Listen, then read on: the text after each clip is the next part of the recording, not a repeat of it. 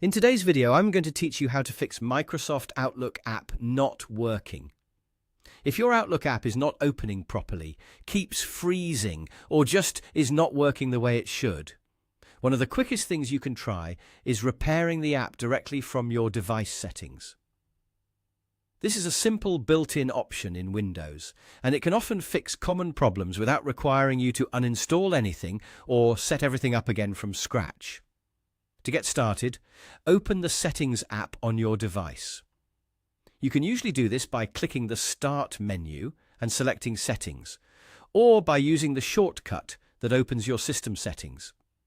Once you are in Settings, take a moment to make sure you are in the right place, because this is where Windows lets you manage installed apps and troubleshoot basic issues. From there, click on Apps. In this section, you will be able to view the list of programs installed on your computer. Depending on your version of Windows, the layout may look slightly different, but the general process is the same. You are looking for the area where your installed applications are listed. Next, locate Outlook in the app list. If you have many apps installed, it may take a second to scroll through the list, so just move carefully until you find Microsoft Outlook.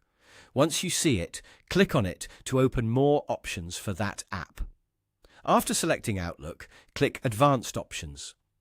This section gives you access to extra tools that can help resolve app-specific issues. It is especially useful when an app is installed but not functioning correctly. Now, click the Repair option. When you do this, Windows will begin checking the Outlook app files and fixing anything that may be damaged or misconfigured. This process usually does not remove your data, and in many cases, it solves startup errors, crashing, or other performance issues. Give it a little time to complete, and avoid closing the settings window while the repair is running. Once the repair is finished, try opening Outlook again and see if it is working normally. If the issue was caused by a minor software problem, this step may be enough to get the app back to normal. That's all you need to do.